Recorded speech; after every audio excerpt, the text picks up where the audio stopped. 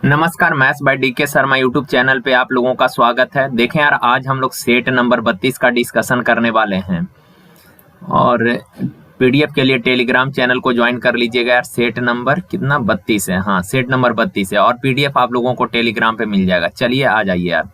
देखिए कहा 12 घड़ियां बेचकर एक दुकानदार 2 घड़ियों के विक्रय मूल्य के बराबर लाभ कमाता है। यार इस सवाल में सिंपल करना है, कितना घड़ी बेचा है, 12 घड़ी बेचा है, यानी जितना बेचा है ये तो उसका एसपी हो जाएगा। 12 घड़ी बेचा यानी कि विक्रय मूल्य है 12 घड़ी का, 2 घड़ी के विक्रय मूल्य के बराबर लाभ हुआ, 2 घड़ी के विक्रय मूल्य के बराबर लाभ हुआ, यानी कि सिंपल है, विक्रय मूल्य है 12, लाभ हुआ 2 घड़ी के विक्रय मूल्य के बराबर, यानी कि प्रॉफिट है 2।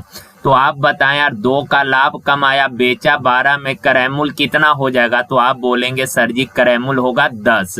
तो कहा प्रॉफिट परसेंट बताइए, तो 2 का लाभ क्रय मूल्य यानी 10 पर परसेंट में कितना, तो 100 से गुना, 0 से 0 10 दूना 20%, ऑप्शन नंबर सी। चलिए आगे। ऐसे सवालों में सिंपल देखना क्या है कि 12 घड़ी बेचा, 2 घड़ी के विक्रय मूल्य के बराबर लाभ हुआ, विक्रय मूल्य के बराबर लाभ हुआ यानी कि 2 का लाभ हुआ, बेचा है 12 तो विक्रय मूल्य 12, 2 का प्रॉफिट, क्रय मूल्य हो जाएगा 10%, में पूछा 100 से गुना। और एक तरीका और है, जैसे जनरली प्रॉफिट कब होता है, आप सबको पता है कि सर विक्रय मूल्य ज्यादा और क्रय मूल्य कम हो तो प्रॉफिट होता है, यानी प्रॉफिट बराबर एसपी माइनस सीपी। सवाल में कहा 12 घड़ी बेचा, तो 12 घड़ी का विक्रय मूल्य, यार अगर 12 घड़ी बेचे हैं यानी 12 घड़ी आपने खरीदा होगा, चूंकि एक्चुअल प्रॉफिट या लॉस के लिए क्वांटिटी सेम होना चाहिए, जय वस्तु का विक्रय मूल्य ले रहे हैं तय वस्तु का क्रय मूल्य लेना होगा। अगर 12 घड़ी का विक्रय मूल्य लिए हैं तो क्रय मूल्य भी लेना होगा 12 घड़ी का, तब जाके एक्चुअल प्रॉफिट आएगा। और प्रॉफिट हुआ है 2 घड़ी के विक्रय मूल्य के बराबर, यानी कि प्रॉफिट है 2 घड़ी के विक्रय मूल्य यानी 2 एसपी। अब यार माइनस 12 सीपी इधर आके प्लस 12 सीपी हो जाएगा, 2 एसपी इधर जाके घटेगा 10 एसपी हो जाएगा। मेरे भाई सीपी बट्टा एसपी बराबर क्या हो जाएगा, तो 10 बट्टा 12। खरीदे 10 में, बेचे 12 में, 2 का लाभ हो गया। 2 का लाभ किस पर, क्रय मूल्य पर, यानी क्रय मूल्य बट्टा में, परसेंट तो 100 से गुना, 0 से 0 10 दूना 20%। तो आप ऐसे सवाल को करें, अगर समझते हैं इस चीज को तो आप ऐसे करें, ज्यादा अच्छा रहेगा। नहीं समझ पा रहे तो आप ऐसे करें, ये भी अच्छा तरीका है।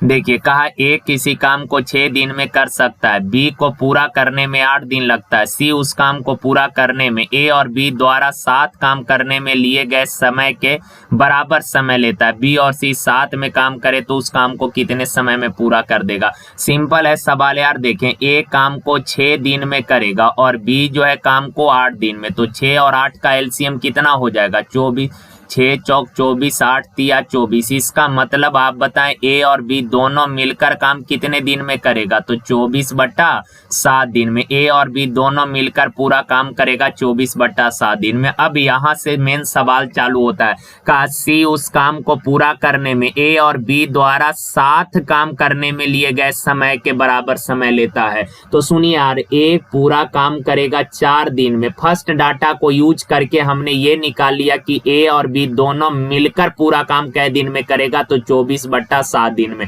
इसका मतलब ये है कि ए और बी दोनों मिलकर जितना टाइम लेगा, सी अकेले उतना समय लेगा। ए अगर पूरा काम करता है 6 दिन में, बी पूरा काम अकेले करेगा 8 दिन में, और सी पूरा काम अकेले कितने दिन में, जितना दिन ए और बी लेगा। तो ए और बी दोनों मिलकर कै दिन ले रहा है, 24 बट्टा 7 दिन। तो इन सबों का एलसीएम कितना हो जाएगा, 24, 6 चौक 8 तिया। अब 24 एकम 24, 7 एकम 7। ए बी सी तीनों का एफिशिएंसी पता कर गए। सवाल का बी और सी मिलकर काम को कितने दिन में, तो मेरे भाई बी एक दिन में कितना काम, बी एक दिन में 3 काम, सी एक दिन में 7 काम, तो दोनों मिलकर एक दिन में कै काम, 10 काम। एक दिन में 10 काम तो 24 काम कै दिन में, 24 बट्टा 10, 24 बट्टा 10 यानी काटिएगा तो 12 बट्टा 5 दिन, ऑप्शन नंबर डी। क्लियर है बात?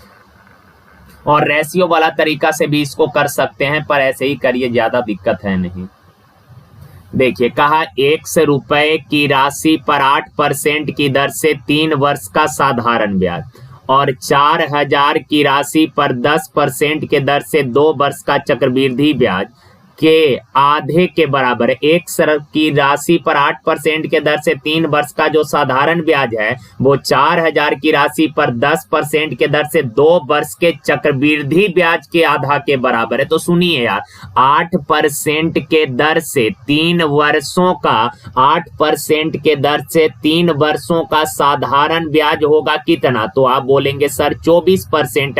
8% के दर से 3 साल का साधारण ब्याज कितना? 24%। यहां तक कोई दिक्कत नहीं। अब आगे कहा कि 4000 की राशि पर 10% के दर से 2 वर्ष का चक्रवृद्धि ब्याज। तो सिंपल आप बताइए यार, 4000 रुपया पर 4000 रुपया पर 4000 रुपया क्या हो गया यार ये?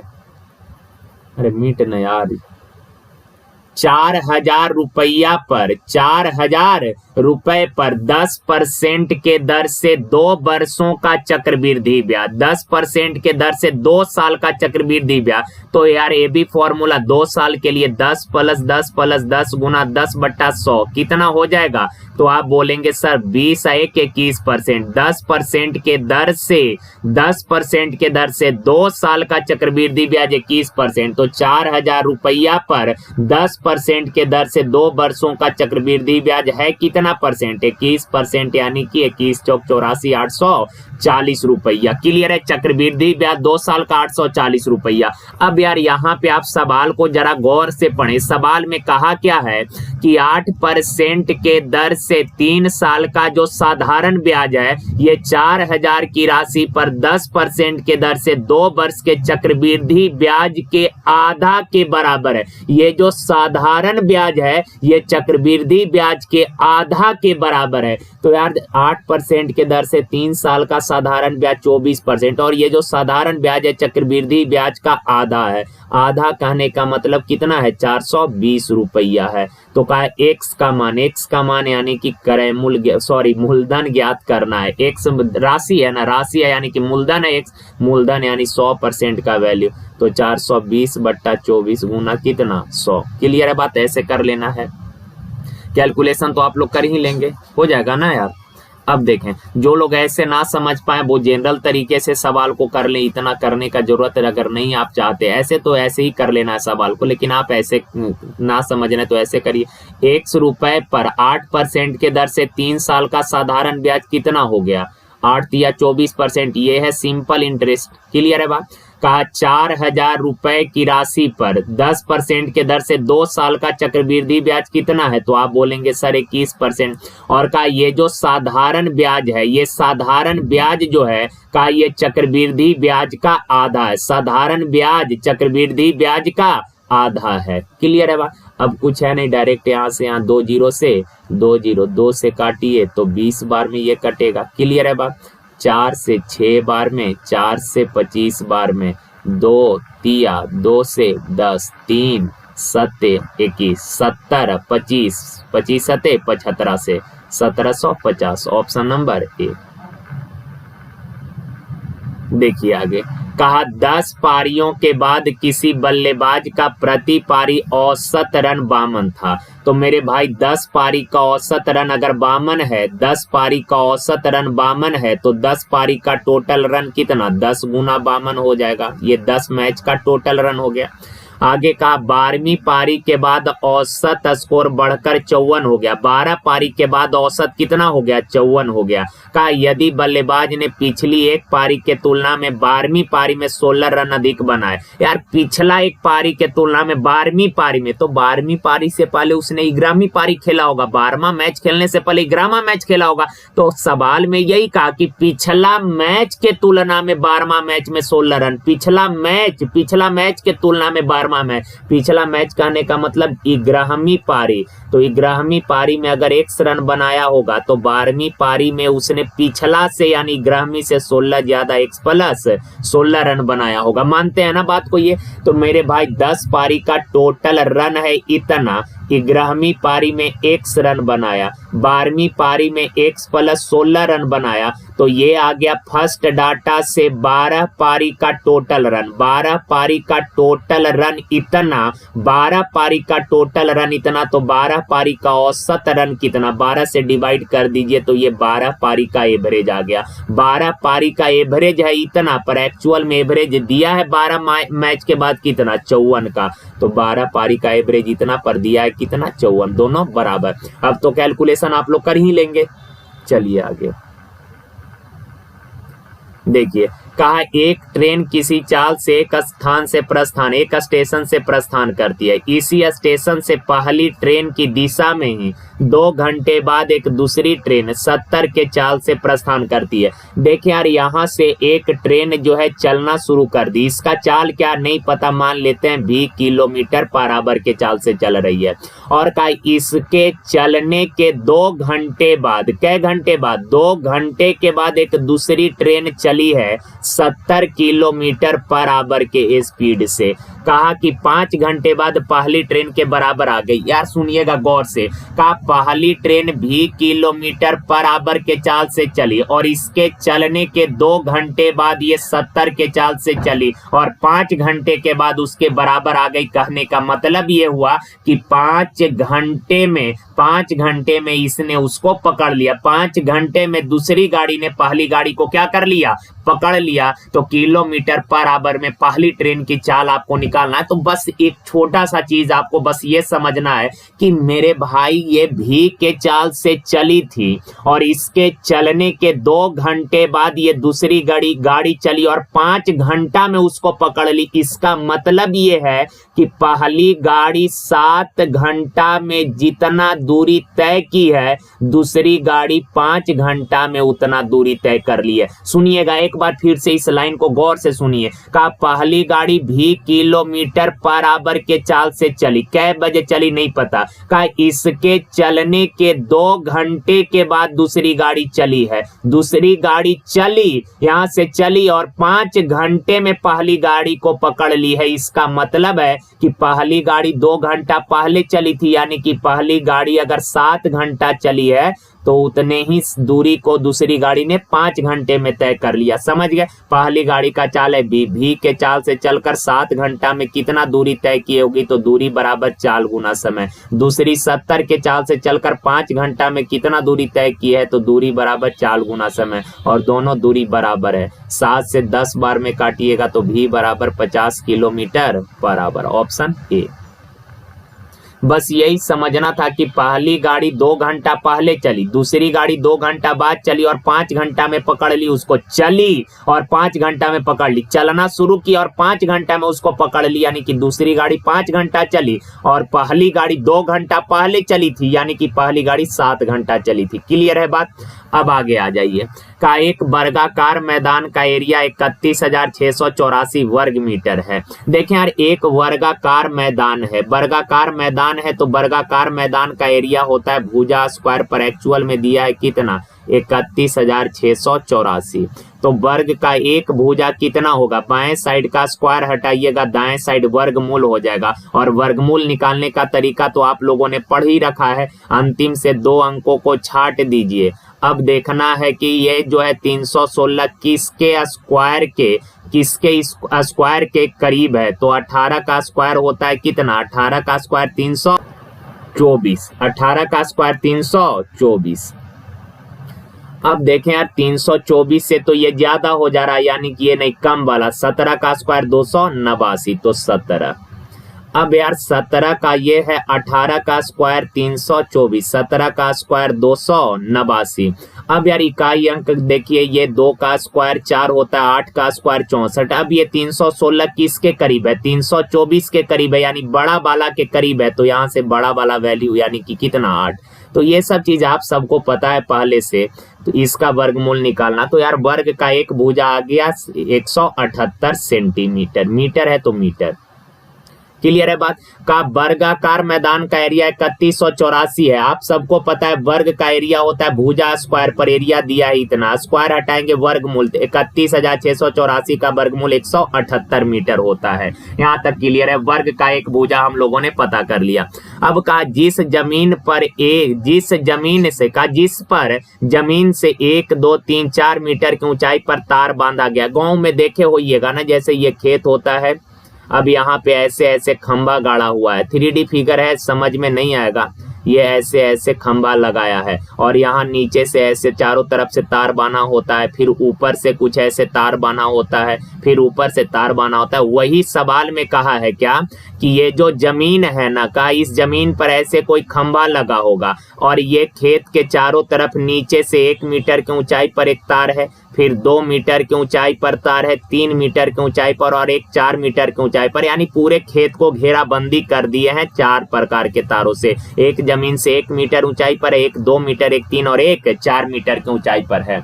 अब आगे कहा यदि प्रत्येक तार के लिए आवश्यक लंबाई मैदान के परिधि से 5% अधिक है। प्रत्येक तार का लेंथ, गौर से पढ़िए इस कंडीशन को, सेकंड वाला कंडीशन का, यदि प्रत्येक तार के लिए आवश्यक लंबाई मैदान के परिधि से 5% अधिक है। तार का, हर तार का जो लेंथ है ना, हर प्रत्येक यानी हर तार का लेंथ मैदान के परिधि से 5% अधिक है। तो मेरे भाई पहले मैदान का परिधि यानी कि परिमाप निकाल लेते हैं, और वर्ग का परिमाप होता है 4a यानी 4 गुना 178। मैदान का परिमाप आ गया कितना, इतना आ गया, ये परिमाप आ गया, जो भी है ये परिमाप आ गया। ओके ना, यहाँ तक क्लियर है। अब कहा कि प्रत्येक तार का लंबाई मैदान के परिधि से 5% अधिक है। तो मेरे भाई एक तार का लंबाई कितना होगा, तो मैदान के परिधि से 5 सेंटीमीटर अधिक यानी कि 105/100। यहाँ से कैलकुलेशन कर लीजिएगा तो ये एक तार का लंबाई आ जाएगा इतना, एक तार का लंबाई इतना आ जाएगा। और सवाल में कहा क्या है कि 4 गो तार है। कै गो तार है, 4 तार है। एक 1 मीटर की ऊंचाई पर बांधा गया, एक 2 मीटर की ऊंचाई पर एक तार, 3 मीटर की ऊंचाई पर एक तार, 4 मीटर यानी कि टोटल 4 तार है। एक तार का लंबाई है इतना, 4 तार का लंबाई कितना, 4 से मल्टीप्लाई कर दीजिएगा। कैलकुलेशन करने के बाद आ जाएगा आपको ऑप्शन नंबर डी, मेरे ख्याल से आंसर हो जाएगा। कैलकुलेशन आप लोग खुद से कर लीजिएगा। मेन समझना था कि तार ऐसे 4 कॉर्नर पे खंभा लगा हुआ है, एक जमीन से 1 मीटर की ऊंचाई पर तार ऐसे बांधा गया है, चारों तरफ से बांधा गया। इमेजिन करना पड़ेगा आपको, यहाँ से 2 मीटर की ऊंचाई पर एक तार बांधा गया, एक 3 मीटर की ऊंचाई पर और एक जमीन से 4 मीटर के। एक तार का लंबाई पता है तो चारों तार का लंबाई कितना, 4 से मल्टीप्लाई कर दीजिएगा। क्लियर है बात, चलिए आगे।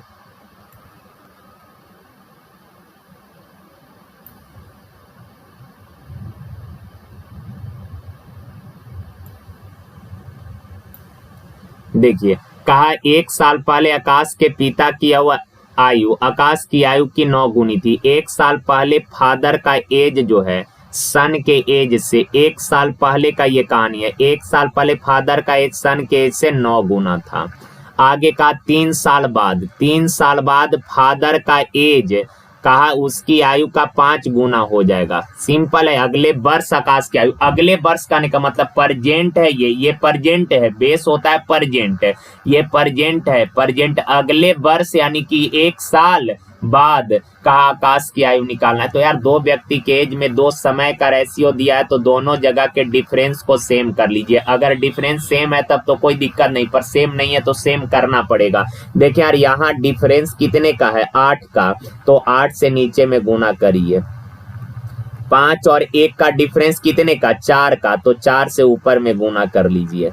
क्लियर है बात। अब देखें डिफरेंस सेम हो जाएगा, 9 चौक 36 और ये 4 एकम 4, 5 40, 8 एकम 8, यानी यहाँ का डिफरेंस कितने का, 36 40, 4 का, 4 और 8 का डिफरेंस 4 का, यानी कि दोनों जगह गैप सेम हो गया 4-4 यूनिट का। दोनों जगह 4-4 यूनिट का गैप है, पर एक्चुअल में गैप है कितने का, -1 और 3 का गैप 4 का। तो 4 यूनिट 4 साल, 1 यूनिट का वैल्यू 1 साल, 1 यूनिट का 1 साल है। तो बताइए आकाश का यानी सन का 1 साल पहले एज कितना था? 1 यूनिट 1 तो 4 यूनिट 4 साल। 1 साल पहले आकाश का एज 4 साल था। का अगले वर्ष यानी कि परजेंट से 1 साल बाद का पूछा है। तो यार 1 साल पहले आकाश का एज 4 साल था, तो परजेंट में आकाश का एज कितना होगा? 5 साल। परजेंट में आकाश का एज 5 साल, तो 1 साल बाद आकाश का एज कितना? एक और जोड़िए तो 5 है 1 6 साल। Option number C. देखिए कहा पानी के एक टैंक को 3 पाइप एक्स बाई जेड के माध्यम से 5 घंटे में भरा जाता है। पाइप जेड पाइप बाई से तिगुना तेज है, तेज है यानी एफिशिएंसी, और पाइप बाई एक्स से 2 गुना तेज है। मेरे भाई एक्स बाई और जेड तीनों के एफिशिएंसी का रिलेशन दिया है कि जेड बाई से तिगुना है, जेड बाई से तिगुना, और बाई जो है एक्स से 2 गुना, बाई एक्स से 2 गुना। तो एक्स का एफिशिएंसी 1 है तो बाई का 2 गुना 2 होगा, और बाई का अगर 2 है तो जेड का 3 गुना 6 होगा। क्लियर है बात? तो यार एक्स का एफिशिएंसी 1 से 1 यानी 1 से 1 घंटा में 1 यूनिट काम करेगा, बाई 1 घंटा में 2 यूनिट, और जेड 1 घंटा में 6 यूनिट। तीनों मिलकर 1 घंटा में 9 यूनिट काम करेगा, पर पूरा काम किया है क्या घंटा में? 5 घंटा में। 1 घंटा में 9 काम, तो 5 घंटा में इतना काम। तो ये फर्स्ट डाटा से टोटल वर्क आ गया। अब का पानी के टैंक को एक अकेले भरने में कितना समय लेगा? 1 से 1 घंटा में 1 यूनिट, तो पूरा टैंक भरने में कितना? एक्स के एफिशिएंसी से भाग दीजिएगा 45 घंटा। एक्स का एफिशिएंसी है कितना? 1, तो एक्स के एफिशिएंसी से भाग 45।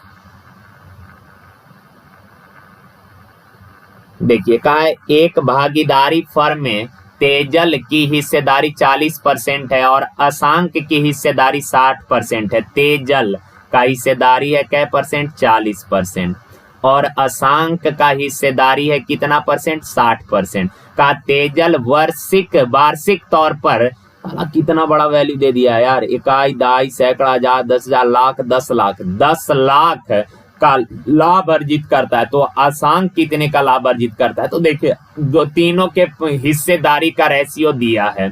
तो यार तेजल को 40% हिस्सेदारी, तेजल का हिस्सेदारी है, अशांक का हिस्सेदारी कितना है? 60%। तो रेशियो निकालेंगे 20 दूना 40, 20 तिया 60, यानी कि तेजल का हिस्से 2 यूनिट है, अशांक का हिस्सा 3 यूनिट, तो दोनों को मिलाकर टोटल हिस्सा 5 यूनिट। 5 है टोटल, पर दिया है 10 लाख, 5 10 लाख, तो 1 बराबर 2 लाख, 1 बराबर 2 लाख। तो सवाल कहा अशांक का हिस्सेदारी, अशांक का है 3 यूनिट, 1 यूनिट 2 लाख, तो 3 यूनिट कितना होगा यार? 5 से काट दीजिए ना यार, 5 दूना 10, 2 पर क्या 0, 5 0, यानी कि 2 लाख। ठीक है, अब का अशांक का कितना लाभ अर्जित किया? अशांक 3, यानी कि 20 तिया 60, ठीक है ना, पर 4 0 चिपका दीजिए, यानी कि कितना हो गया मेरे भाई? 6 लाख। यहाँ पे तो 30 लाख पता नहीं क्या क्या दे दिया है। सॉरी, ये टोटल नहीं है यार, ये तेजल का तेजल का वार्षिक तौर पर लाभ दिया है 10 लाख। तेजल का लाभ है 2 यूनिट, 2 यूनिट बराबर कितना दिया है? 10 लाख। 2 यूनिट बराबर 10 लाख, तो 1 यूनिट बराबर कितना हो जाएगा? 1 यूनिट बराबर 5 लाख। 1 यूनिट 5 लाख है, तो अशांक का 3 यूनिट, 5 तिया 15 लाख। Option number D. देखिए कहा एक सफाई कंपनी 42 सफाई कर्मचारियों द्वारा एक इमारत की सफाई 25 दिन में कराने के लिए काम लेती है।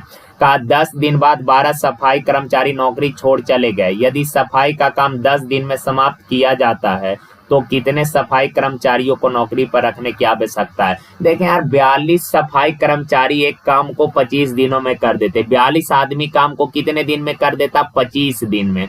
का 10 दिन के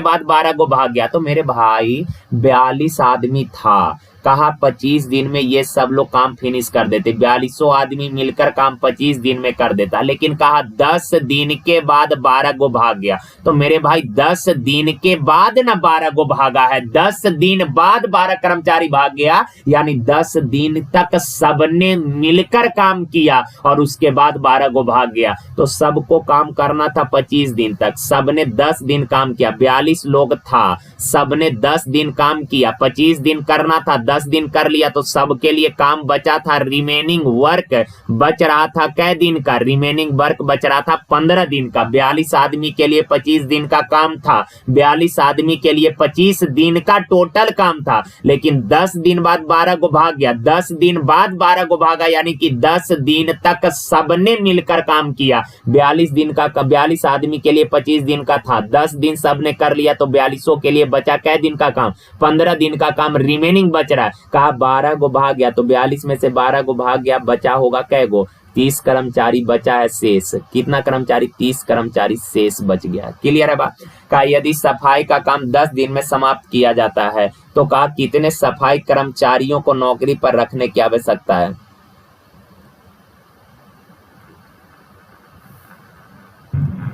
देखिए यार, लैंग्वेज को थोड़ा पढ़ना पड़ेगा अच्छे से। यहाँ पे कहा 10 दिन बाद 12 कर्मचारी नौकरी छोड़कर चले गए। यदि सफाई का काम 10 दिन में समाप्त किया जाता है तो और कितने, सॉरी यार यहाँ बोला है कि और कितने सफाई कर्मचारी को का नौकरी पर रखना होगा। देखिए यार 42 आदमी थे, 10 गो भाग गया, 30 आदमी अभी बच रहा है, 30 आदमी अभी बच रहा है। तो कहा कि बचे हुए काम को 10 दिन में फिनिश कराने के लिए कितने और कर्मचारी को नौकरी पे रखना होगा। हमने माना कि एक आदमी को और काम पे रख लिए, एक आदमी और काम पर रख लिए, तो 30 गो तो बच रहा है, 100 और रख लिए हैं, तो अब कर्मचारी हो गया कितना, 30 प्लस 100 का। ये सब लोग मिलकर बचे हुए काम को कै दिन में डन कर देगा, 10 दिन में। काम समाप्त हो गया था आपस में, बराबर 5 तिया 15, 5 दूना 10, 2 से 21 दूना 42, 21 तिया 63, बराबर 30 प्लस 1, तो x बराबर 30, इधर आके घटेगा कितना, 33 कर्मचारी को काम पर और रखना होगा। Option C. देखिए एक बार और इस सवाल को देखिए यार अच्छे से। कहा कि 42 आदमी जो है किसी काम को 25 दिन में करेगा, 42 आदमी के लिए 25 दिन का टोटल काम है। कहा 10 दिन के बाद 12 आदमी काम छोड़कर चला गया। कहा यदि सफाई का काम अब 10 दिन में समाप्त करना है, सफाई का काम कितने दिनों में कराना है, 10 दिन में कराना है, तो और कितने आदमी को काम पे रखना होगा। करना कुछ नहीं है, 42 आदमी है टोटल। का 42 आदमी के लिए 25 दिन का काम है, लेकिन 10 दिन बाद 12 को भाग गया, 10 दिन बाद 12 को भाग गया, 25 दिन का काम था, 10 दिन बाद 12 को भाग गया, यानी 10 दिन तक सबने काम किया। 25 दिन का काम था, 10 दिन तक सबने किया, तो 42 आदमी के लिए अब रिमेनिंग वर्क बचा है कै दिन के लिए, 15 दिन के लिए रिमेनिंग वर्क बचा था। लेकिन हुआ क्या कि 12 को भाग गया तो बच गया कै आदमी, 30 आदमी शेष बच गया। अब कहा कितने और आदमी को काम पे रखें कि काम जो है 10 दिन में हो जाए। हमने माना एक आदमी को और काम पर रख लिए, तो इतने आदमी हो गए और ये सब लोग काम कै दिन में कर देगा, 10 दिन में। काम खत्म हो गया था आपस में, बराबर। क्लियर है बात। चलिए देखिए कहा 2 धनात्मक पूर्णांकों का लघुत्तम समाप वर्त यानी एलसीएम बड़ी संख्या का 2 गुना है। देखिए यहाँ 2 संख्या का एलसीएम जो है वो बड़ी संख्या का 2 गुना है। का उनमें छोटी संख्या और दोनों पूर्णांकों के महत्तम समाप वर्त यानी ग्रेटेस्ट कॉमन डिवाइजर का अंतर 4 है, तो छोटी संख्या। देखें यार बड़ी और छोटी का बात क्या हमने मान लिया, बड़ी संख्या x है और छोटी संख्या y है। का इन दोनों संख्याओं का जो एलसीएम है, दोनों का एलसीएम बड़ी संख्या का 2 गुना, बड़ी संख्या x है तो एलसीएम बड़ी का 2 गुना, यानी एलसीएम कितना है 2x। पहला कंडीशन क्लियर है सबका। आगे का छोटी संख्या और दोनों के एचसीएफ का अंतर, मेरे भाई छोटी संख्या है y और दोनों का एचसीएफ है h। छोटी संख्या y और एचसीएफ h का अंतर है कितने का, 4 का। क्लियर है बात, यहां तक किसी को कोई दिक्कत नहीं। छोटी संख्या और एचसीएफ का अंतर कितना है, 4 है, किसी को कोई दिक्कत नहीं। अब यार आप सबको पता है कि 2 संख्या का अगर चर्चा किया और उसके एलसीएम एचसीएफ का चर्चा किया है तो रिलेशन होता है एलसीएम गुना HCF बराबर फर्स्ट नंबर गुना सेकेंड नंबर, ये सबको पता है। LCM गुना HCF बराबर फर्स्ट नंबर गुना सेकेंड नंबर। मेरे भाई x से x कैंसिल हो जाएगा, h बाई को इधर लाइए तो बट्टा में h बट्टा बाई बराबर ये नीचे आ जाएगा ना, 2 नीचे, और इधर क्या बच रहा है 1, यानी कि HCF है 1, छोटी संख्या है 2, HCF 1 छोटी संख्या 2, तो HCF और छोटी संख्या का डिफरेंस है कितना, 1 और 2 का डिफरेंस है 1 यूनिट का। और यहाँ देखिए छोटी संख्या और HCF का अंतर है कितना, 4, यानी 1 यूनिट बराबर 4, 1 यूनिट बराबर 4, तो छोटी संख्या यानी 2 यूनिट बराबर कितना, 4 दूना 8। ये बहुत अच्छा सवाल था यार, बहुत खूबसूरत सवाल है। चलिए आगे, यहाँ से और भी एक तरीका है इस सवाल को करने का। अगर आप इतना नहीं करना चाहते तो आप ऐसे कर लीजिए, अगर इस रेशियो को नहीं समझ पा रहे हैं आप तो उतना सिंपल ऐसे आप कर लीजिए। देखिए करना क्या है, x से x कैंसिल हो गया तो 2h बराबर क्या आ गया, बाई, यानी बाई का वैल्यू 2h। अब यार इस इक्वेशन में बाई का वैल्यू रख दीजिए, बाई का वैल्यू इस इक्वेशन में रखिएगा तो बाई के जगह 2h अब माइनस h बराबर 4, तो 2h में से h गया तो h बचा, h बराबर कितना आ गया 4, h 4 है तो h अगर 4 है तो h 4, यहाँ से h का वैल्यू रखिएगा बाई माइनस 4 बराबर 4, तो बाई बराबर माइनस 4 उधर जाके प्लस 4, यानी कितना 8 हो जाएगा। हमको नहीं लगता कि इस चीज को ऐसे करने का जरूरत है, रेशियो से ही आप कर लेंगे, समझ में आ गया होगा। ओके ना, चलिए आगे। कहा 1 से 150 तक की संख्याओं में 3 तथा 5 दोनों के कितने अपवर्त, अपवर्त कहने का मतलब होता है गुणज, मल्टीपल। कहा 1 से 150 तक की संख्याओं में 3 तथा 5 के कितने अपवर्त हैं, अपवर्त कहने का मतलब हुआ गुणज, गुणज यानी कि 3 तथा 5 से कटने वाली कुल कितनी संख्याएं हैं, 1 तथा 150 तक, 1 से लेकर 150 तक 3 और 5 से कटने वाली कुल कितनी संख्या, 3 और 5 से कटने वाली, 3 और 5 से कटना चाहिए, 3 और 5 से कटना चाहिए, यानी कि इनके एलसीएम से भी कटना चाहिए। 3 और 5 का एलसीएम कितना, 15 से कटने वाली कुल कितनी संख्या है। कहा 1 से लेकर 150 तक 15 से कटने वाली कुल कितनी संख्या है, कहाँ तक, 150 तक, किससे कटने वाली, 15 से, तो 15 से डिवाइड कर दीजिए, क्या वो संख्या होगा, 10 संख्या होगा, ऑप्शन नंबर बी।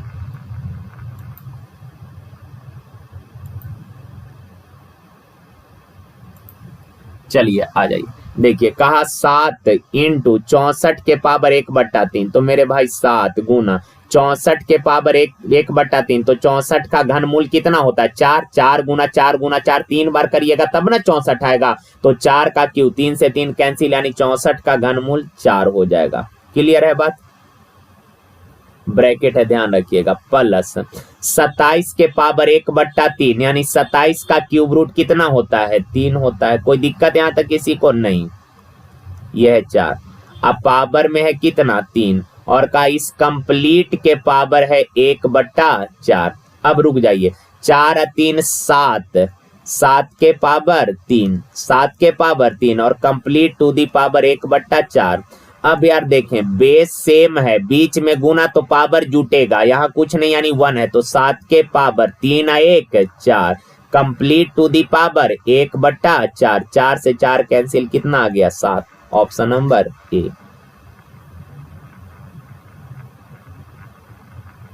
देखिए कहा एक लाइब्रेरियन ने अपने पुस्तकालय के लिए कहानी की 50 पुस्तकें खरीदी, किंतु उसने देखा कि 76 रुपए और खर्च करने से 14 पुस्तकें और मिल सकती थी, तो प्रत्येक पुस्तक की औसत कीमत भी 1 रुपए कम हो जाएगी। का उसके द्वारा खरीदी गई प्रत्येक पुस्तक की औसत कीमत क्या थी। देखें यार, का लाइब्रेरियन जो है 50 कहानी की पुस्तक खरीदा है, कितना 50 किताब खरीदा है, का प्रत्येक की पुस्तक का औसत कीमत क्या था यानी शुरू में कितना था, हमने मान लिया 100 रुपया होगा प्रत्येक पुस्तक का औसत कीमत। तो यार 50 पुस्तक का कीमत अगर 100 रुपया था तो 50 पुस्तक का टोटल कीमत कितना हो जाएगा, 50x हो जाएगा। यहाँ तक किसी को कोई दिक्कत नहीं।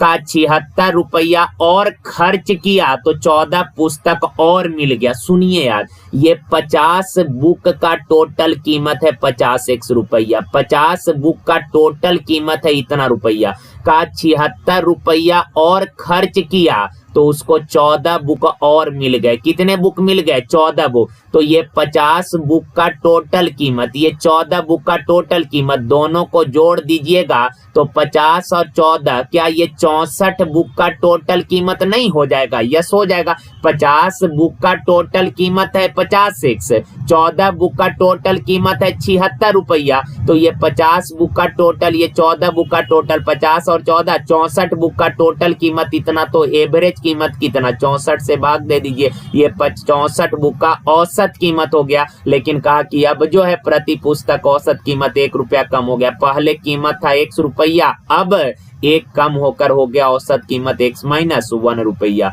तो ये भी 64 बुक का औसत कीमत, ये भी 64 का औसत कीमत, दोनों 64 का औसत कीमत है, अतः आपस में क्या हो जाएगा? बराबर हो जाएगा। किसी को कोई दिक्कत नहीं। सुनिए एक बार फिर से, अगर ना समझ पाए तो ऐसे समझिए।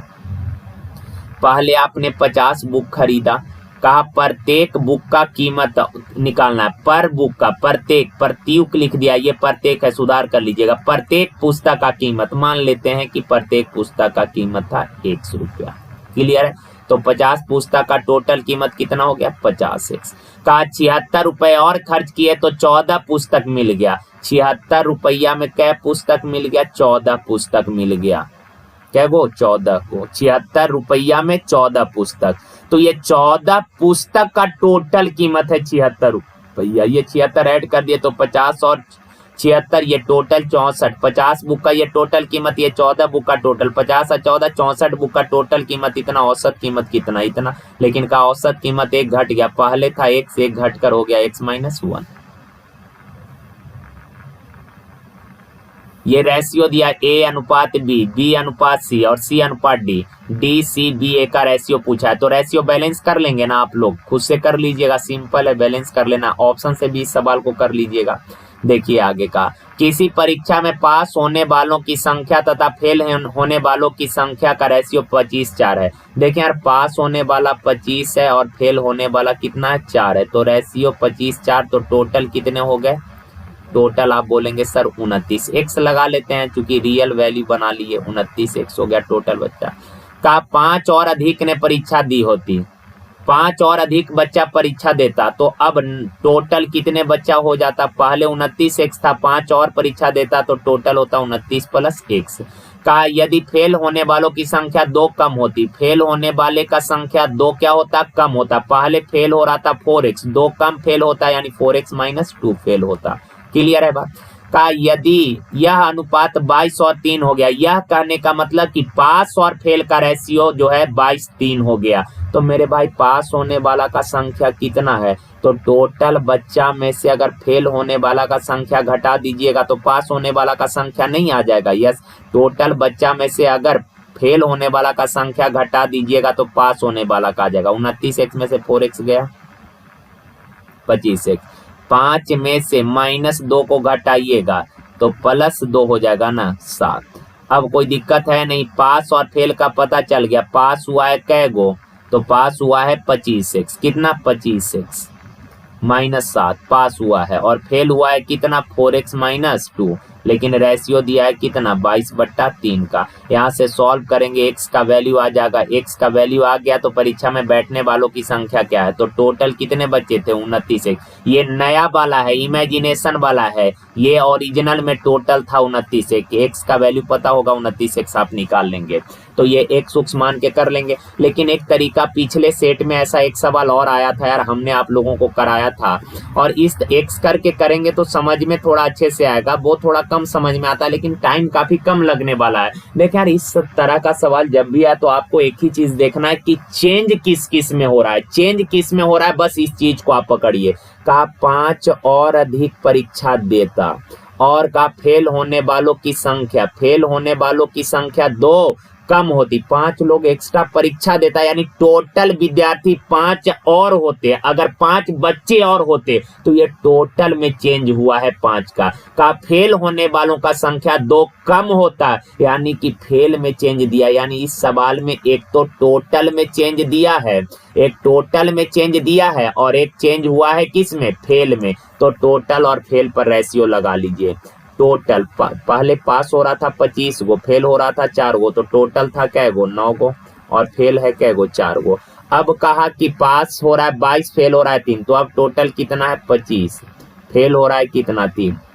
क्लियर है, टोटल और फेल का 5 बच्चा और होता, यानी प्लस 2 गो कम फेल होता तो -2। क्लियर है बात। अब देखिए यहाँ से 29 तिया 87, 25 चौक 100, तो 100 और 87 का अंतर कितने का है मेरे भाई, 13 का। तो यहाँ से अंतर हो गया 13 यूनिट का।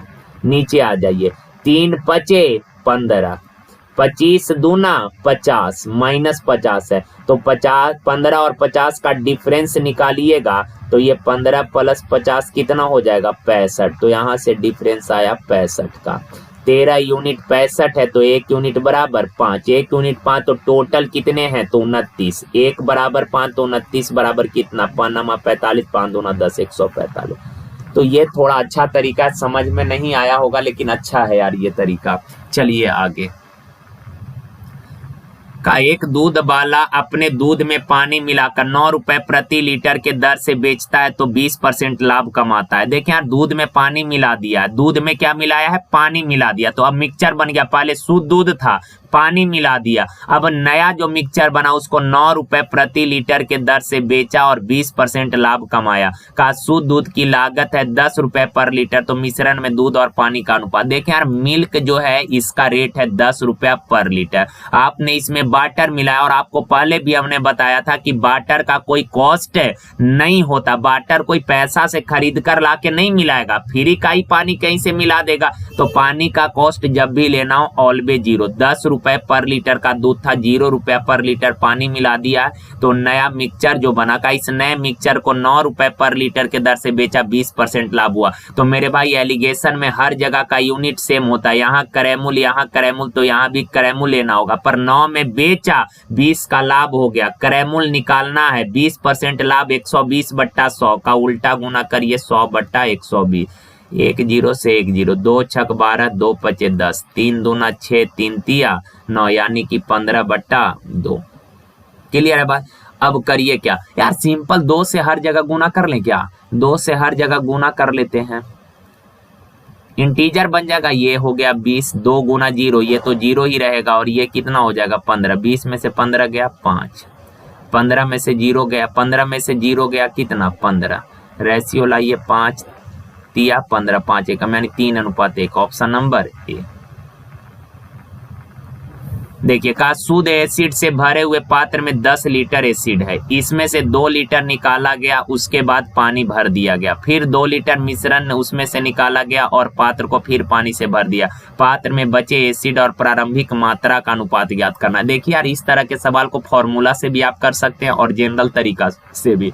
कहा कि 2 लीटर एसिड निकाले और उसमें पानी मिला दिए, 2 लीटर एसिड निकाले, तो बस ये आप बताइए कितना भाग एसिड निकाले। टोटल एसिड था 10, उसमें से 2 निकाल लिए, यानी कि कितना भाग निकालिए, तो आप बोलेंगे सर 1/5 भाग निकालिए। कहने का मतलब टोटल एसिड अगर 5 यूनिट था तो उसमें से निकाल लिए हैं कै यूनिट, 1 यूनिट। टोटल एसिड था कितना 5 यूनिट, उसमें से निकाल लिए हैं कितना 1 यूनिट, तो 5 में से 1 निकाले तो शेष एसिड बचा होगा कितना 4/5। टोटल एसिड था 5, टोटल एसिड था 5, एक क्या किए निकाले, 1 निकाले, 5 में से 1 निकाले तो 4/5 बचा, और यह प्रक्रिया 2 बार किए तो 4/5 का 2 बार गुना कर दीजिए तो 16/25, यानी कि टोटल एसिड था 25। अब बच रहा है, 1 निकाले थे 4 बच रहा था, दूसरी बार पुनः 1 निकाले तो 4 बच रहा है, यानी कि टोटल एसिड बच रहा है अब कितना 16। टोटल था 25, अब बच रहा है 16, तो सवाल का बचे हुए एसिड 16, प्रारंभिक एसिड 25, तो 16:25। फॉर्मूला से करिएगा काफी टाइम खराब होगा, ये तरीका से करिए ज्यादा अच्छा रहेगा। का एक व्यक्ति अपनी 75% राशि पहली बाजी में, शेष का 75% दूसरी बाजी में और शेष का 75% तीसरी बाजी में हार गया, केवल 2 रुपया लेकर घर गया, तो उसके पास प्रारंभ में कितना था? 100 रुपया होगा। 75% हार गया पहला बार, तो बचा 25%, यानी 25/100, तो 25/100 1/4, 1/4 शेष बचा। दूसरी बार पुनः 75% हार गया, 75 हारा यानी बचा के रखा 25%, 25% यानी 1/4। तीसरी बार पुनः 75% हार गया, 25% बचाया यानी 1/4। अब फाइनली बच रहा है कितना? 2 रुपया। क्रॉस करिएगा, एक्स का वैल्यू आ जाएगा। देखिए कहा 300 और 500 के बीच की संख्याएं बताएं जो 6, 8, 10 और 12 से पूरा कटे। यार 6, 8, 10, 12 से कटे, 6, 8, 10, 12 से कटे यानी इन सबों के एलसीएम से भी कटे, 6, 8, 10, 12 से कटे यानी इन सब के एलसीएम से भी कटे, तो इन सबों का एलसीएम कितना हो जाएगा? 120 हो जाएगा। क्लियर है? तो 300 और 500 के बीच कितनी संख्याएं? देखें यार 300 और 500 के बीच कहने का मतलब समझते हैं, 300 और 500 ये रेंज दिया है कि 300 और 500 के बीच कहने का मतलब हुआ कि 301 से लेकर 499 तक कुल कितनी संख्याएं हैं जो 120 से कटेगी? 301 से लेकर 499 तक कुल कितनी संख्याएं हैं जो कि आपको 120 से कटेगी? तो करना कुछ नहीं है मेरे भाई, 1 से लेकर 499 तक, 1 से लेकर 499 तक जितनी संख्याएं 120 से कटने वाली है, 1 से लेकर 499 तक जितनी संख्याएं 120 से कटेगी, उसमें से अगर 1 से लेकर 300 तक की कटने वाली संख्याएं घटा दीजिएगा तो शेष बचेगा 301 से लेकर 499 तक। ओके ना? चलिए तो 499, 1 से लेकर 499 तक कितनी संख्याएं जो 120 से कटेगी? तो 499 में 120 से भाग दे दीजिए। फिर 1 से लेकर 300 तक कितनी संख्याएं हैं जो 120 से कटेगी? तो 120 से डिवाइड कर दीजिए। कई बार लोग इस चीज को डायरेक्ट फॉर्मूला बता देता है कि बीच बोले तो बड़ा वाला में से 1 घटा लीजिए, यानी कि 500 में से 1 घटाइए 499 बट्टा 120 माइनस 300 बट्टा। पर होता क्यों है ये चीज आपको आज समझ में आया होगा कि ऐसा करते क्यों है। 1 से लेकर 499 तक की जितनी संख्याएं हैं उसमें से कहा 1 से लेकर 300 तक 120 से कटने वाली संख्याएं घटा दीजिएगा, जो आ जाएगा आंसर हो जाएगा। कर पाएंगे आप लोग? कर लीजिएगा। ओके देखिए यार 12 चौक 48, 4 12 तिया 36 तो ज्यादा होगा, 12 दूना 24, 4 में से 2 गया। 2 संख्या है, 300 और 500 के बीच में 2 संख्या होगी जो 6, 8, 10 और 12 से कटेगी। क्लियर है? तो कई बार संख्या पूछता है तो आंसर हो जाएगा 2, लेकिन इस सवाल में संख्या, ये हमको बताने का मकसद ये था कि इस तरह से सवाल आता है, ये जनरली इसी तरह का ही सवाल आता है। तो अगर आपसे संख्या बोलेगा तो 2 संख्या कटने वाला है 6, 8, 10 और 12 से। क्लियर है बात? लेकिन यहाँ पर ये नहीं पूछा, इस चीज का जरूरत नहीं था, पर ये चीज हम बता दिए ताकि ऐसा सवाल आता है पेपर में, आप देखेंगे ऐसा मिलेगा कि कितनी संख्याएं हैं जो इन सबों से कटेगी। तो ये कॉन्सेप्ट क्लियर है। लेकिन यहाँ पे सवाल काफी आसान है। यहाँ पे सवाल बोला 300 और 500 के बीच की वह संख्या बताइए जो 6, 8, 10 और 12 से पूरा कटे। 300 और 500 के बीच में कितनी संख्या नहीं बोला, कितनी संख्या बोलता तो आंसर होता 2, लेकिन इसने बोला कि वह संख्या कौन जो 300 और 500 के बीच में हो तथा 6, 8, 10 और 12 से पूरा कटे। तो यार 6, 8, 10, 12 से कटने वाला संख्या यानी कि वो संख्या 120 से भी कटेगा, तो कुछ करने का दिमाग ज्यादा नहीं लगाना है। सिंपल ऑप्शन से देख लीजिए कि कौन सा नंबर 120 से कटता है और साथ के साथ वो 300 और 500 के बीच में है क्या। तो 12 120 से ये कटेगा नहीं, ये कटेगा नहीं, 490 कटेगा नहीं, 360, ऑप्शन नंबर डी 360। तो ये तो काफी आसान सा सवाल है, लेकिन पहला जो तरीका हम बताइए ध्यान में, ये भी ध्यान में रखिएगा, क्योंकि जब पूछेगा कितनी संख्याएं कटेगी तो आप कर लेंगे ऐसे ना, 2 संख्या जो है कटेगी इन सबों से। पर यहाँ उस तरह का सवाल नहीं था, यहाँ सिंपल बोला कि 300 और 500 के बीच में वह संख्या कौन है जो 6, 8, 10 और 12 से कटेगी। तो ऑप्शन से देख लिए यार, कुछ करने का जरूरत नहीं था। ये कटता है 120 से, नहीं ये कटता है, नहीं ये कटता है, नहीं ये 360 जो है 120 से कटता है और साथ के साथ 300 और 500 के बीच में भी है। देखिए a plus B 90 degree, cos b बराबर 1/3 है, तो sin a का वैल्यू निकालना। अच्छा cos b है तो यार यहाँ से b बराबर क्या होगा, a इधर आके घटेगा तो 90 माइनस a होगा, तो cos b यानी कि 90 माइनस a बराबर 1/3। तो मेरे भाई cos 90 माइनस a क्या होता है, cos 90 माइनस a, 90 यहाँ माइनस यानी फर्स्ट क्वाड्रेंट में ऑल पॉजिटिव होता है तो प्लस का होगा, और cos चेंज होगा किस में, साइन में, यानी कि साइन a बराबर 1/3, और यही पूछा है, यानी ऑप्शन नंबर सी।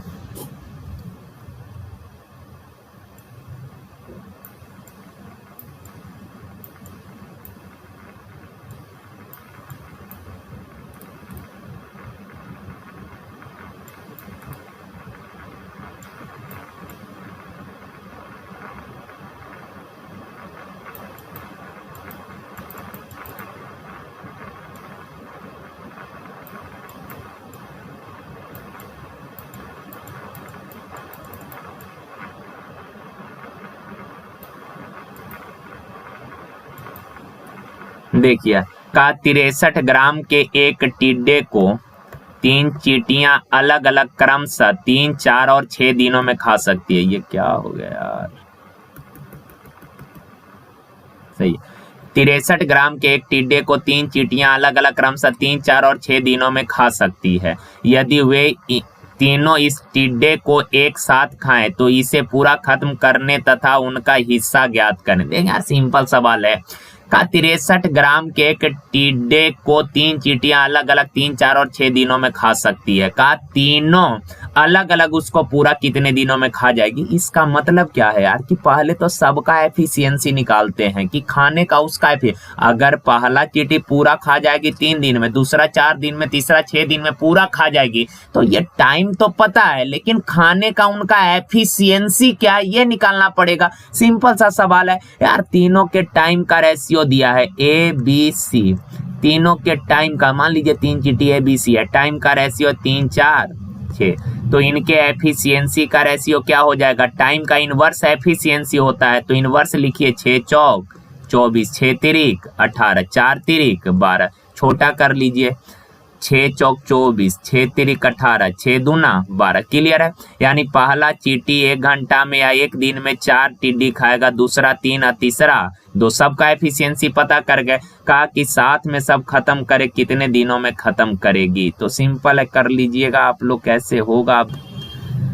सवाल में कहा तीनों इस टिड्डे को एक साथ खाएं तो पूरा खत्म करने तक उनके हिस्सा ज्ञात करें, पूरा खत्म करने तक। तो यार सब मिलकर अगर खाएगी, सब मिलकर 1 दिन में कितना खा जाएगी, 9, पर टोटल है कितना 63 ग्राम, 1 यूनिट 63, 9 यूनिट 63, 1 यूनिट 7 ग्राम, 1 यूनिट 7 ग्राम, 1 यूनिट 7, तो एक क्षमता है 4, तो 1 7 तो 4 सते 28, 3 सते 21, 7 दूना 14। सबका हिस्सा आ गया कि ए जो है 28 को खाएगी, बी 21 ठो और सी 14 ठो, ऑप्शन नंबर ए।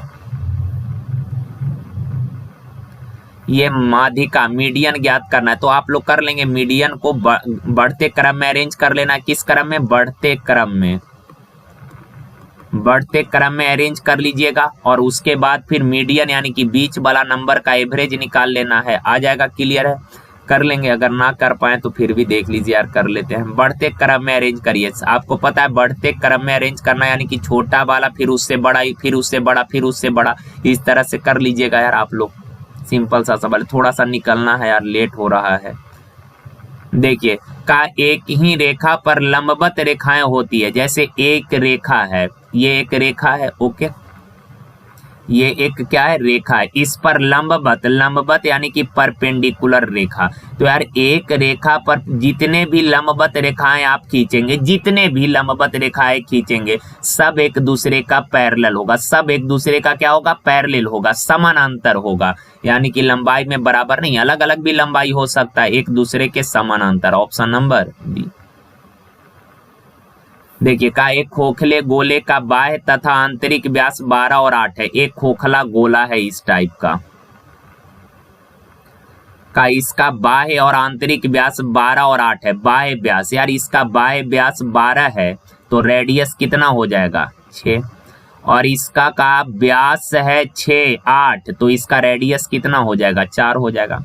तो यार खोखला गोला है, खोखले गोले का आयतन क्या होगा? तो आप बोलेंगे सर बड़ा वाला गोला के आयतन में से छोटा वाले गोले का आयतन घटा दीजिए तो खोखले गोले का आयतन हो जाएगा। तो बड़ा वाला गोले का आयतन कितना 4π/3 r³ माइनस छोटा वाला गोला का आयतन कितना, तो 4π/3 r³। क्लियर है बात? ये खोखले गोले का आयतन हो गया। ये क्या हो गया? खोखले गोले का आयतन। अब आगे का, इस गोले को पिघलाकर एक बेलन का आकार दिया गया जिसके आधार का व्यास 16 है तो बेलन का ऊंचाई। देखें यार, इस खोखले गोले को पिघलाकर बेलन बनाए हैं, इसका मतलब यह है कि गोला और बेलन का आयतन क्या होगा? खोखले गोला और बेलन का आयतन बराबर होगा। खोखले गोला का आयतन है इतना और बेलन का आयतन होता है πr²। तो कहा उसका व्यास है 16 तो रेडियस होगा कितना 8, तो 8 का स्क्वायर इंटू h। तो ये आयतन बराबर हो जाएगा, पाई से पाई कैंसिल हो जाएगा, पाई से पाई कैंसिल हो जाएगा, 4/3 कॉमन कर लीजिएगा, 6 का क्यूब 216, 4 का क्यूब 64, यहाँ से 8 का स्क्वायर 64 गुना h। सॉल्व कर लीजिएगा आप लोग। देखिए का एक नाव को धारा के दिशा में 16 किलोमीटर दूरी तय करने में 2 घंटा लगता है। तो यार धारा के दिशा में चाल जुटेगा बोट प्लस वाटर, और धारा के दिशा में 16 किलोमीटर दूरी 2 घंटा में तय किया है तो धारा के दिशा में चाल होगा कितना 8। का धारा के विपरीत दिशा में वही दूरी तय करने में 4 घंटे लगता है। धारा के विपरीत दिशा में वही दूरी तय करने में, विपरीत दिशा में चाल क्या होगा? घटेगा। वही दूरी यानी 16 किलोमीटर दूरी तय करने में 4 घंटा समय लगता है। तो चाल बराबर दूरी बट्टा समय, 4 चौक 16 4। तो कहा धारा की चाल, धारा यानी कि वाटर का चाल निकालना है। तो दोनों इक्वेशन को क्या करिए? घटा दीजिए, ये कैंसिल हो जाएगा, W + W 2W बराबर 8 में से 4 जाएगा 4, तो W बराबर कितना हो जाएगा 2। Option number B. का एक वृत्त और उसके अंदर निर्मित ए भुजा वाले वर्ग, एक वृत्त है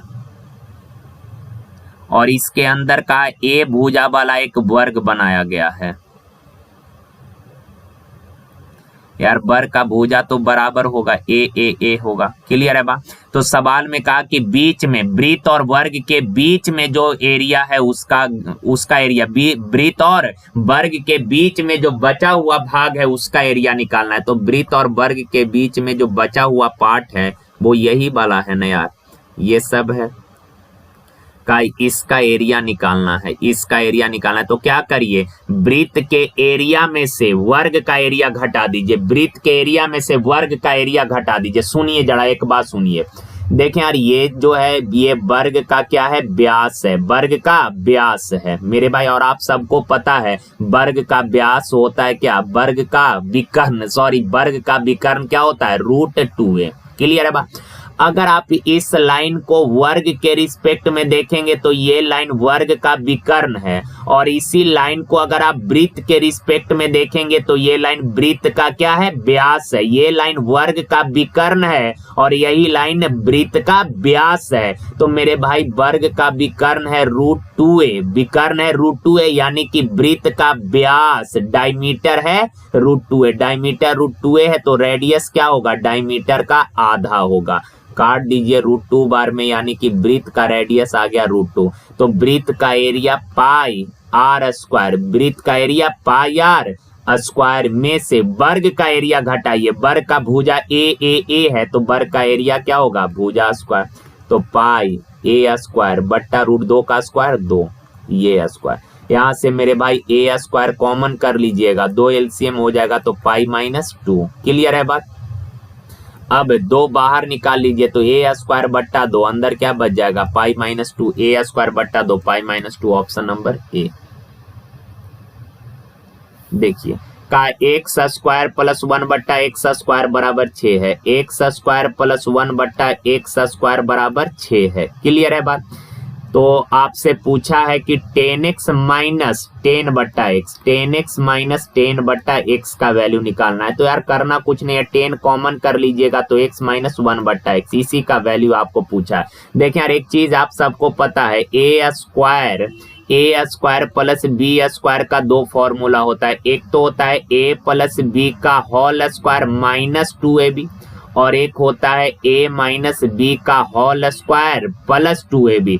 अब ये आप पे डिपेंड करता है कि सवाल में क्या पूछा है, जो पूछा है उसको यूज करेंगे। यहाँ पर x माइनस 1/x पूछा है, यानी कि माइनस वाला यूज करना पड़ेगा। तो a square plus B square 6 है, तो हमको a माइनस वाला करना पड़ेगा। तो क्या फॉर्मूला होगा, x माइनस 1/x का whole square plus 2ab 2x 1/x बराबर 6।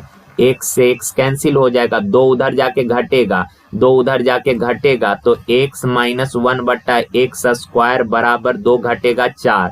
तो x माइनस 1/x बराबर 4 का वर्गमूल कितना, 2। सिंपल है, 10 गुना इसका वैल्यू आ गया 2, तो 10 दूना 20। Option number B. स्क्वायर हटाएंगे तो प्लस माइनस होगा ना उधर।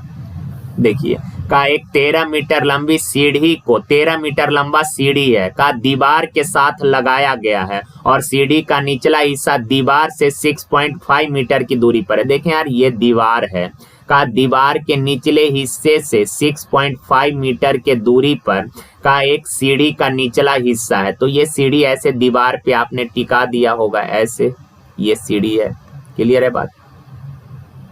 और सीढ़ी का लंबाई है क्या मीटर, 13 मीटर। तो कहा कि दीवार के साथ झुकाकर रखी गई सीढ़ी की ऊंचाई का कोण ज्ञात करे। ये वाला ऊंचाई का हाइट निकालना, ये वाला एंगल आपको बताना है। तो सुनिए यार, इस त्रिभुज में देखिए 90 डिग्री के सामने ये क्या होता है, ये कर्ण होता है, और ये क्या होता है, ये आधार होता है। तो आपको पता है ये h मालूम है, b मालूम है, तो b और h का रिलेशन कौन देता है, cos थीटा देता है। b और h का रिलेशन cos देता है, तो यहाँ से cos निकाल लीजिए ना यार।